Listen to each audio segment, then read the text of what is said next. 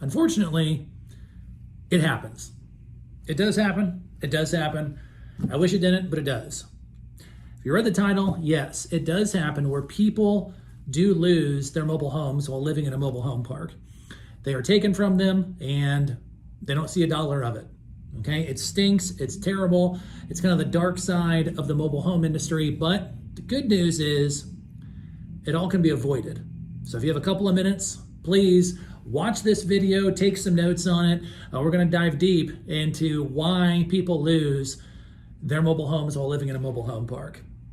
Guys, thank you so much for joining the channel. This is Mark Kaiser with the Mobile Home Dealer. You know the drill. If you've never seen one of our videos before, please do us a huge favor and smash that like button, boom, so that you're up to speed with everything that we have going on here with the Mobile Home Dealer, whether it's these types of informational videos, how-to videos, home improvement videos, new homes that are coming up on the channel, and I'm just gonna keep hitting every finger here. So we have a lot of different things going on here, and we're so very thankful that you're taking the time out of your busy day to enjoy this video and get some more information about how people do lose their mobile homes in mobile home parks. We've said it a number of times on the channel. We want to be the leaders in this industry on bringing good quality content on the channel for everyone to enjoy so that you can be able to be much more educated in the mobile home park space should you decide to buy a mobile home in a park or a manufactured home out on land, you name it. We want to be the folks who bring you the most information for you so you can make the best decision and be as educated as possible. So with that being stated, let's go ahead and jump into the topic that we get asked about all the time, and that is, how do people lose their mobile homes in mobile home parks? Is it the evil park manager? Because I know there's some park managers out here watching this. Is it the evil attorneys? Who is it? Who are these masked men and masked women who are taking these homes, and how you can avoid that happening? Okay, so I like to make light of everything. I like to have a good time. I like to joke around, as everyone knows. But this is a serious topic, and it's an informational video that certainly does need to be shot and does need to be discussed.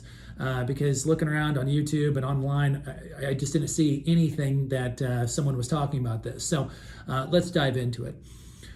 When you're talking about getting your mobile home taken from you and being repossessed and being sold and you not receiving any of the profits for it, that is a bad thing, obviously. They do call me Captain Obvious on that one, but it can be avoided, okay? And there's really kind of three main things that can happen for this to occur. Now, the one that a lot of people don't know about is the third one. Okay, so the first one and the second one, they're going to be a little bit self-explanatory, but the third one is a lot of times what people don't know. That recently just happened just about a week and a half ago at a park where we sold a home, and unfortunately that wasn't the first time I saw it, but it is something that a lot of times people don't know. That can lead to them losing their home. So make sure you stick around to the end of the video so you're up to speed on the third one, because that's the one that a lot of times people get thrown off about. So when you're looking at being concerned and being educated on why mobile homes can be taken from people, we first got to understand what exactly we're talking about. So with this, we are talking about a mobile home in a mobile home park where you buy the house and you lease the land, okay? What that is, that's going to be viewed as personal property and not real property, okay? So as we discussed in other videos that you can see on our channel, that's when the home ownership has a title with it, not a deed. The reason why that's important is if you're paying lot rent, you don't own the property. So the park manager and the park owner, they have say on what goes on the property, okay? Because simply you're renting or leasing the property, but you own the home.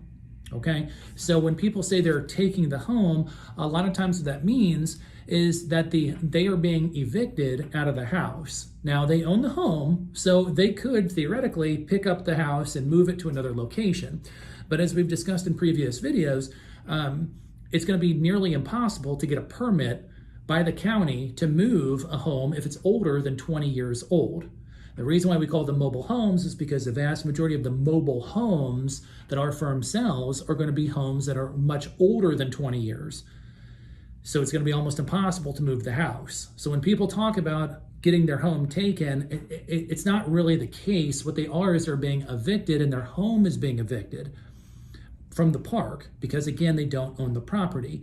But the problem then becomes, well, how do I move a house that can't be movable? That's where the taking of the home comes from. So the number one reason that we have seen, and unfortunately we've seen this numerous times throughout the communities that we work in and the people that we serve, the number one reason is going to be failure to pay lot rent. Okay, as we've discussed in other videos, again, lot rent is going to be a fee that is paid to the park each and every month. Okay, it's usually going to be owed on the 1st, it's going to be late on the 5th, there's going to be late fees associated with that.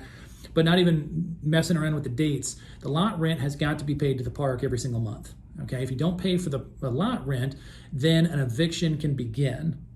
Okay, depending on what park you're in. I'm not an attorney, I'm not a legal professional at all. So check with the park manager or check with the prospectus, which is going to be the big document that most parks will give you if you're applying for residency in the park, and that's going to say exactly when the lot rent is due, when it is late, and when the eviction will start. Some parks, they'll start the eviction process the day after rent is to be paid. You know, if you haven't paid it, they just start it. Some parks, you know, they'll be a little bit more lenient on it. It just depends. But that's definitely an important piece of information to know, and not one to kind of roll the dice on and hope for the best. So make sure you know when the lot rent is owed. Make sure it's paid in full on time, and you'll completely avoid the most common reason why people get their houses taken from them through repossession. Okay, so the second one is going to be park violations. Not totally as common as the first one. Okay, so park violations, again, they're going to be explained in detail in the park prospectus. If you're like me and you don't want to read, you know, a big thick manual, ask the park manager. The easiest way to handle this, the easiest way is if you're doing anything to the outside of the home, you're updating. Maybe you're putting some trees in, maybe you're painting the house, maybe you're putting in a Florida room that looks really nice. You know, anything that has anything to do with the outside of the house, make sure you contact the park manager and say something to the tune of, hey, park manager, I've got this really cool tree, I've got this really cool bush, I've got this old classic car, you know, I'm going to have this on my property. Do you see a problem with it? Just to make sure everybody is on the same page, that's the best way to do things. If you want to take it to the next level, make sure you get the park manager's okay in writing. Send them an email, send them a text message, something that you have that you can say, hey, on this document on this day, you said that was okay. The reason why you want to do that is for two reasons. Number one, you always want to make sure that the park manager is up to date with what you're doing on the exterior of your house. Okay? Always want to make sure that. And the reason why is no park manager wants to be caught off guard. Okay, they don't want to be cruising around in their golf cart or taking new prospective residents around, and all of a sudden, bam, there's a polka dot house or something, and the potential resident is like, well, what's that? And then everybody's caught off guard. So make sure if you're doing anything to the exterior of the house, just give the park manager or park managers or the owner, if you're in a smaller park, a holler. Let them know, hey, this is what I'm planning on doing. Is that cool? Are we good there? And 99.9% of the time, if the update to the home is going to increase the perception of the home, they're never going to say anything, okay? But to be fair, you want to make sure that what you're doing is improving the house and it's okayed by the park manager, okay? So that's going to be the second one. So the first one is going to be unpaid lot rent. Make sure you pay your lot rent on time. Number two, if you're doing anything to the exterior of the house, make sure you get that checked off by the park manager. If you're going to do anything to the inside of the house, you're going to yank up the carpet, you're going to put in new cabinets, hey, you're going to paint it with purple and yellow stripes. If that's what you want to do, knock your socks off. It's your house. But again, the outside of the house, always contact the park manager. So you've made it this far. Thank you so much for sticking around in the video. I'm getting a little long-winded here, so I'll try to go through the third one a little bit quicker. The third one, and the one that a lot of people don't know about, is going to be if people are living in the home who are not park approved. Okay, so let's go over this. If you're new to the space, if you're buying a mobile home on leased land, you've got to make sure that before you close in the home, you are approved by the park for residency. Now, each park is going to go through their own kind of grab bag of things. They're going to check, they might check your income, your criminal background, your credit check. They might check about dogs, maybe motorcycles. There's a bunch of different things. If you're an all ages park, then you can have the little kids. If you're in an adult park, you're not supposed to. So there's a bunch of different things that they're going to go through. Again, consult the park manager on this, guys. Don't take my word for it. Okay, Call the park manager or the park ownership or the management team, whoever it is. Call those guys or those ladies. They'll be able to help you.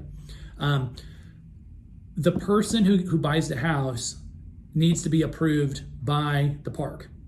The people who are living in the house have got to be approved by the park.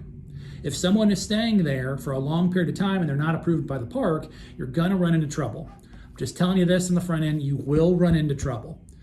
Now, if you're in an adult park and you've got your grandkids coming down for, the holidays or something, it's going to explain in the park prospectus how long they're supposed to stay. Most park managers are going to be understanding of the kids during the holidays or the kids during the 4th of July or something. But there's going to be details laid out in that prospectus, again, that the park manager will be able to tell you about how long a visitor can stay. Okay, so issues that we have seen recently are an adult park where the kids were living there, the kids were not supposed to be living there.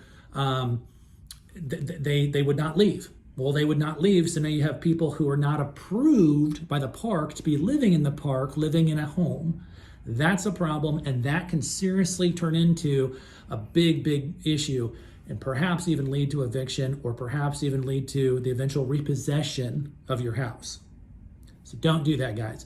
Make sure you check with the park manager. Make sure you check with the park prospectus, okay? And make sure you pay your lot rent on time. If there are any questions about how things should be done or should not be done, give the park manager a holler. Let them know what you got going on. Call the park owner if it's a smaller park and the owner is the manager type of thing. Give them a holler. Let them know what's going on, what you're planning on doing with the classic car or with the trees or the shrubs or the grandkids or the dog sitting, whatever the deal is. Just keep people up to date. And most managers and most park owners are going to be very understanding. They're not going to be understanding when you start doing things that they know you didn't check with them on and that they know it's laid out in that prospectus that says you can't do.